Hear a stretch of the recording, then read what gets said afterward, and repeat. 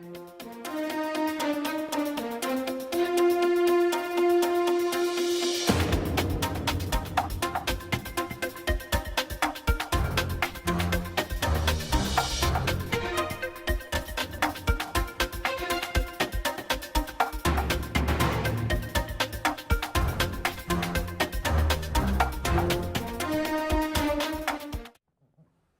our guest today is Milford Selectman Will Kingkade, who is the new chairman of the board. Welcome, Will. Thank you. Thank you for joining us. Congratulations. Well, thank you very much. Thank you for having me. And I noticed in your the little talk you gave of your goals, you said you want to focus on quality of life issues. So that's are an they? interesting one to hear, but what did you mean by that? Sure, and I touched on a few of them. Well, I think just going back in time, Milford, we're really run well financially. Some people, especially over the last couple of months, whether we are spending enough or not enough, I mean, those are things and arguments and debates that are going to take place in town meeting floor, as they should, and among committees and before the FinCom. But the things I want to concentrate on, I just call them quality of life, which sounds very generic, but they kind of went hand in hand with some of the even issues I brought up later in the meeting. I was going to get to that, the house with 30 police calls. Yes, 40. 40, I'm 40. sorry. No, that's okay. But, In 3 years. I work very closely, on a personal level. This is, again, our town's growing, but we're still a small town. I'm very friendly with the gentlemen who are on the park commission. I know they work hard, and, what can we do to support them to make our parks even better? We have our highway department. We give above what, the minimum, which some towns just depend on their Chapter 90 money, things like that, and we go over and above that. But maybe we still have roads that Scott can't get to. Can we help with that? And I think it's a matter of prioritizing things, but, we pay a lot in taxes as residents of Milford. We pay far less than some of our surrounding neighbors. We certainly get more services. That you do. But at the same time, I want people to drive down their roads and say, hey, look, we got good roads, and every couple of years, these roads get done, those roads get done. Those aren't technically my responsibilities, so I want to support the highway surveyor and the highway department. Right, but by quality of life, you also meant things like what you brought up later in the meeting, which was you and I guess Selectman Buckley got complaints about a property by, I don't want to name the address in the air, but by specific address. Mm-hmm. You had town administrator Rick Villani check it out, and you found out 40 police visits in about 3-year period. Yeah, a little under 3 years. That's a quality of life issue for the people living around that. Absolutely, and that's what I'm getting to. I started first on the surface of, Right. Roads, parks, our schools. I want the school department to feel supported, and if they're not going out with something, or going without something, let's at least have a dialogue. Yeah. These are all independent boards. Those are the folks I want to come to Right. our meetings and put on the agenda, not just the departments that we're responsible for. We can do what we need to with the departments we're responsible for, set Right. priorities.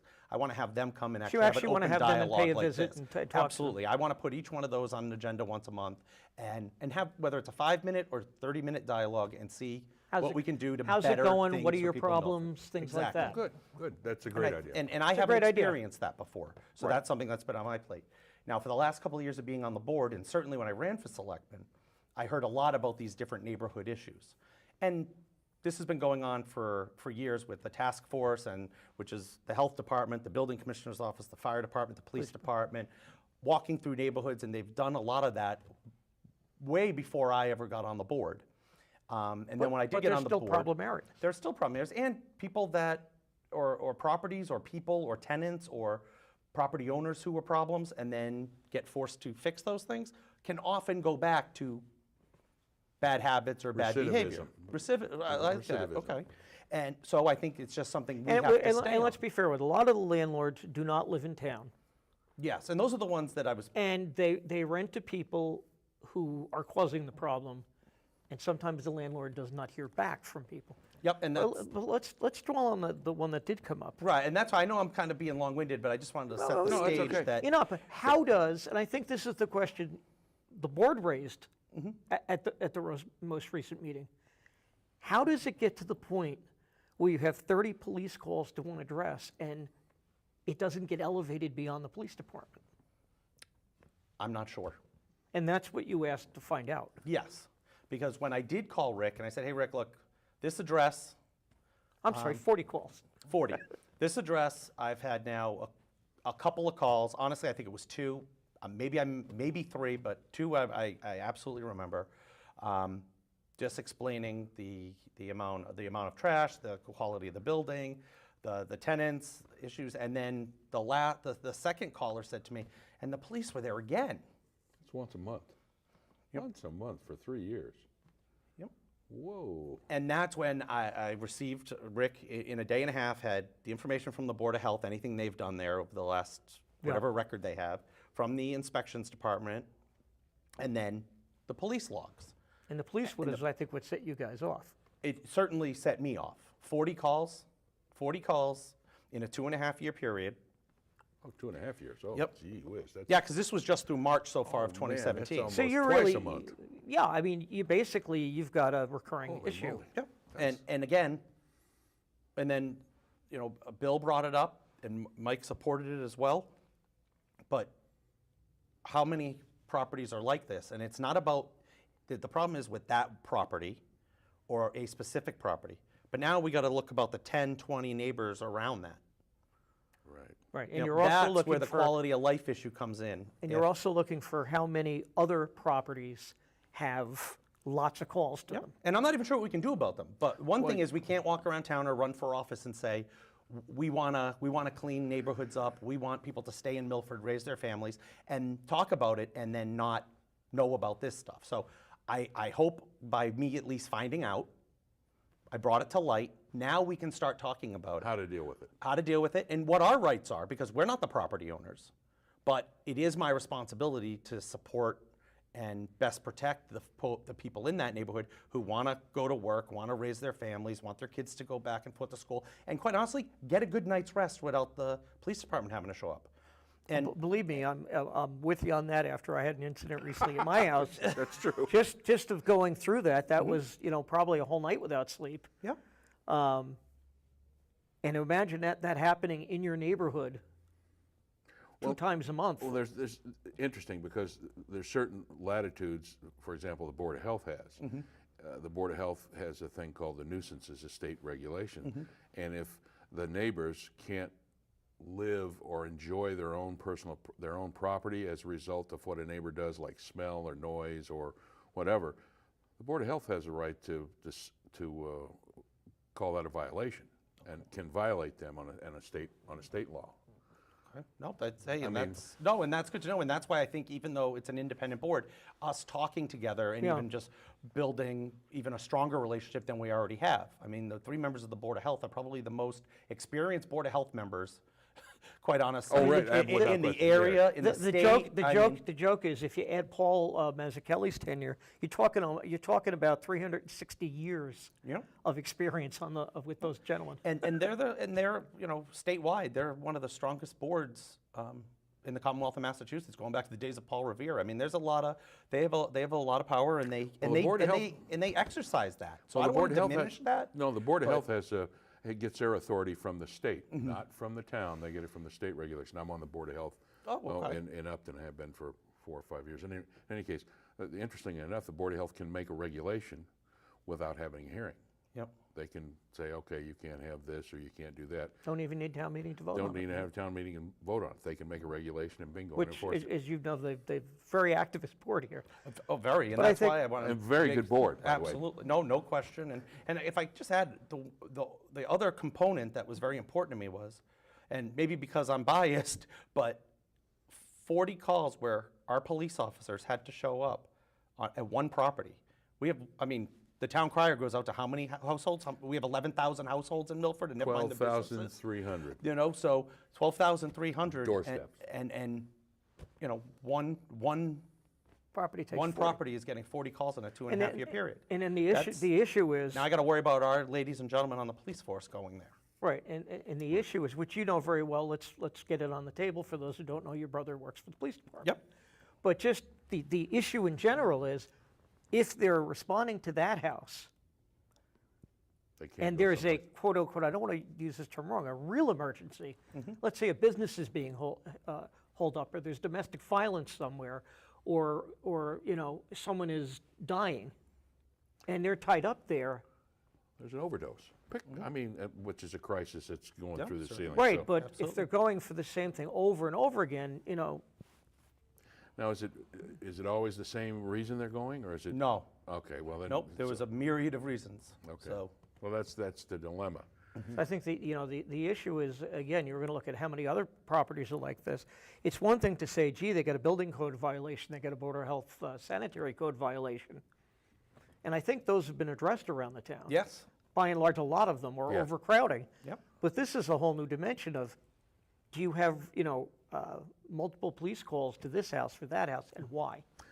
Well, in the case, I know we do this in Upton to some extent. If you get called, some people have home alarms that go off, and there's a point in time when the town will say, okay, we've been there 4 times in the last 3 weeks. Yes. We're going to start We billing do that as well, yep. Okay, and that may be an option that the town has to do for multiple Yeah. calls to one house. I mean, but it's great that you want to say, okay, this is something we need to investigate, we need to look at, because, quality of life is a significant issue. No question. And I think also that, and I meant it, I don't know if the property owner who lives 6 towns away knows the extent of the activity, or quite honestly, any of the activity. So at the very least, I want to find, and I think the board was, we were certainly all on the same page. I mean, Mike Walsh wanted to call him right into the next meeting. Exactly, and we can certainly invite them, but they like I said, You can't they force certainly them. don't have to come. They do not answer to us. But I think putting the package together that Rick put for me, by Yeah. me asking for one simple question, I want to know all the activity where town services were at that private residence. Right. And we Does- got it. I got it in a day. Historically, before your tenure, one landlord was invited into the board, and he was very hostile when he got there. He actually lives in town. Now, what you could do, no matter what time of the day or night, call the landlord, wherever he is, doesn't matter, whether it's 2 o'clock in the morning, 1 o'clock in the morning, 10 in the afternoon, it doesn't matter. Make sure he's the first call, and the police, or whoever makes a call, give him a very dramatic invite to come to the site. Yep. And if he gets a call 3 or 4 times a month, or At 2 in the times- morning. at 2 in the morning, maybe he'll want to come in and complain. Because Then you got him. I was going to say, at the very least, you went over the chief's quarterly report of Yes. activity at the licensed establishments. Yes. Now, at the very least, what I know the chief does, not just at the board's request, but in his own volition, if somebody's on there a lot, he calls the owner in and sits down with them. So at the very least, you could ask the chief to, let's say you get more than 10 calls in a certain time period, you could ask the chief to meet with the owner and say, what's going on here? That would be a policy kind of thing. Absolutely. And then I'm sure the chief. And I know think Bill Tom would Buckley be mentioned that great. last night, where he wanted to find out what options are open. Yep. But I mean, the chief met with the owners of the McDonald's and the Dunkin' Donuts Yes. when the needle issues were going on. Oh, yeah. To the point now where the employees and the owners call if there's an issue. Absolutely. So at the very least, maybe that's something he'd do where if, you exceed X number of calls in a given time period, the property owner automatically gets a call from the chief that says, what's going on? Yep. Oh, you got it. That's a great The idea. other possibility is that if the neighbors had the owner's phone number and they could call when there's a complaint too, that might even exacerbate Yep. his irritation level. That's right. No, I mean, that number was really shocking, though, I like how you think. Yeah, well, Well, after the incident at my house, for instance, the next day, around midday, I went and knocked on all the neighbors' doors and said, I'm sorry if you got woken up last night by this crazy person trying to bang my front door in. But I explained to them what had happened and that I had no part in it, just so they didn't think I was having a wild party and 4 cruisers show up at 2 in the morning. the good news is the person didn't break in the front door. And they got help. Yeah, because if they had, And the it'd been a whole place where different they story. were imbibing got a little warning from the police in that town about over-serving. Okay. Because that was part of it too. I know the next town over's police did go back to the place where this person was served and say, this is what they wound up doing when they left your establishment. You think you gave them a little too many Drink. So, well, you know, Wow. from my perspective, everything worked out. Yes. But again, it's not 40 times. I think my neighbors would let me know their displeasure if it was 40 times. Absolutely. Well, I think, and I really believe that the only way, as long as it's not a problem for the person who leases the place, then it's something that's going to be below the threshold of pain. And to get them to do something, you got to raise it above the threshold of pain. And a phone call on a regular basis with complaints can raise it to that level. Well, I know you've had a lot of alarms going off at a certain housing complex in town. And I don't know who the lieutenant is on the 4 to 8 shift in the fire department. But there was, after the third time in 1 week, he called back to dispatch and he said, and I quote, "This is the third time in 36 hours. I want the owner on the phone by the time I'm back to the station because he's coming here and we're having a talk. Yep. You know, I don't need to tie up apparatus 3 times in 36 hours on false alarms." Yeah, that's absolutely the case. And he because- said it's either the tenants or the equipment, but he's going to fix it. Yeah. And he said it right on the radio. So, I mean, you know, Yep. and there were no alarms there for months because he just said, "I've had it." Yep. No, and that's So- very similar in a lot of ways. All right. Not belaboring that point, but quality of life is a big issue. What else? It is, but well, you know, again, I say some, you know, I have a young family. I want the people that I've gone Caleb's to school. what, second grade now? Yep, first grade, 8 years old. He Okay, missed, first he missed grade. all last year, so we Yeah. had to go back and do the first grade. He didn't get to go to school one Yeah. day last year because of an illness. But, Yeah. you know, I love the fact that so many of the people that I grew up with, we went off, we moved to college, and so many of us have come back. Right. And have said, you know, we had a great time growing up here, and my son's having a great time growing up here, but it's a lot of my friends that are saying, you know, we're letting a lot of this, it's been allowed to go too far. Yeah, I hear The comments from people pendulum like has it's not. swung. I hear comments from people like it's not like it was when I grew up here. Yeah, and I For think people in their late What's 30s, changed? early 40s. well, I think it's just people see or hear what we were just talking about that house. Well, or when we had to form the task force years ago and get all that involved, it didn't happen overnight. You know, it wasn't when we were dealing with the illegal rooming houses and all of the right, people, right. multiple sleeping in shifts and things like that. That didn't happen overnight. And it didn't get cleaned up overnight, but No, by and large, will certainly, but the majority of it is cleaned up. absolutely. You don't But drive you have down to stay certain on it, and neighborhoods. that's on us. Right. That, you know, But and you I don't think drive down neighborhoods now and see what you saw 8 years ago, no, not at all. trash or. But it took 20 or 30 years to get Get like it fixed, right. Yes. So from when people started moving, families started moving out of their multifamily homes, selling them, moving on, doing whatever. That's where Renting them out. Yeah, exactly. And it just goes, and then people come in, buy it, and they live outside of here, and you know. So I think it's just a whole culture. But and there's nothing wrong with that. That's people invest in property and do that. So Absolutely. I'm not demonizing any of that. But it took that long period of time. In 8 years, we've made great improvements. if you but talk- we can't stop. Right. Right. We can't. I mean, I don't know how many times we've sent. You know, either we've sent or the building department had to go and be like, "Oh yeah, I made them do this whole house." And guess what? 8 years have gone by. And I will tell you from covering the Board of Health meetings, the biggest problem with trash left in front of houses is in the 3 to 5 family houses owned by absentee landlords. So I'm not trying to demonize them, it's just a fact. Well- So what has the Board of Health gone and done? They've gone to the landlords and said, you are responsible for teaching your tenants year after year to comply, and here's the stick they have. If this continues to get worse, we're not going to pick up anymore at the multifamilies. You'll have to hire a dumpster. We also have the option. You also have the option of a fine. You can fine them after so many, and that fine can be reoccurring. Every day is a violation.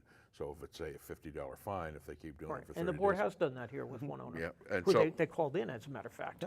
So it's a reoccurring fine, and they have the same problem. We have the same problem with abandoned houses.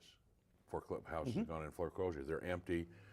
You know, kids break in or whatever. The grass is 4 feet Grass tall. is 4 Yep. feet tall, and mortgage companies have a tendency to just not worry about it. But have found some information, and thank you for the information. You Yeah, sent I me. actually got it at an assessors Yeah. conference. I passed it on to There's a way to Rick and Bill when he was chairman. to fight And I that gave it to battle. him for his thing. There are some state laws you can adopt that let you actually append the fines to somebody's property tax bill.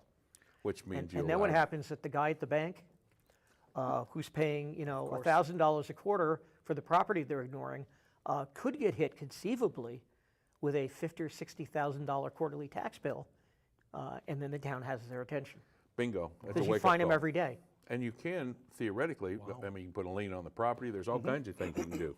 So, this, all of a sudden, now there's accountability. Now there's a way, because what happens is that that house gets abandoned and people leave it and all kinds of damages and that kind of stuff, and someone has to pay to get it squared away. Absolutely. And so, as a town father, you say, well, that's terrible, we got to do something. So you send somebody over to mow the lawn. Well, that costs money.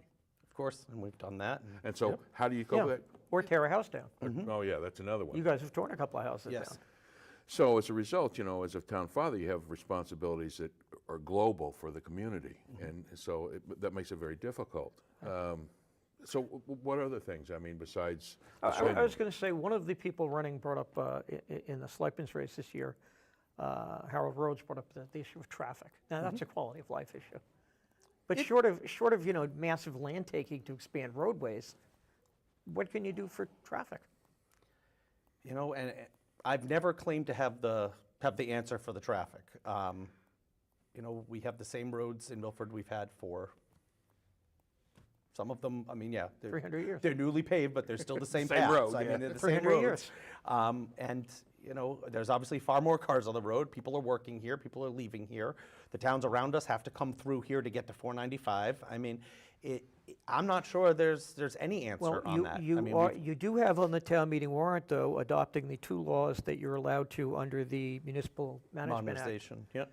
Modernization Act, which is the ability to lower the speed limits to where you want them on certain roads, and those are on the town meeting warrant. So all the things that when the chief tried to reduce the speed limits and got rejected by the DOT, you now, if you pass this law, can lower speed limits in residential neighborhoods. Absolutely, and I don't see. I imagine that's not going to be any problem passing, and we'll be able to do that. No, they'll still go 50 in a 20 zone, but now it'll be an efficient 20 zone. Well, it's also some of our residential areas. I mean, unfortunately, Congress Street. It's a long street. It's all residential. People go far more than 20 miles an hour. It's very easy to do. I have to tell you that Nowadays, you got to ride the brake to go 20 miles an hour. if you try driving a car at 20 miles an hour, it feels like you're standing still. Absolutely. Your foot is on the brake. Even if you set the cruise control at 20, everybody behind you is going to honk. And you're talking a residential road. You see people have I've seen signs him like drive, so hey, drive like your kids lived here. That's but nothing to say about You Kevin. go but- on Congress Street, you go on Highland Street, you go on Fountain or West Fountain, you go on Purchase Street, especially in the morning or night. And if you try doing the speed limit, boy, people are mad It's at you. tough. It's tough. I They're mean, all doing 40 at a minimum. Yeah. No question. And what happens is you get used to traveling at that speed, so when you get on a road, it's just a natural Well, event. especially if you just come off 495 or the Right. Pike, Doing 120.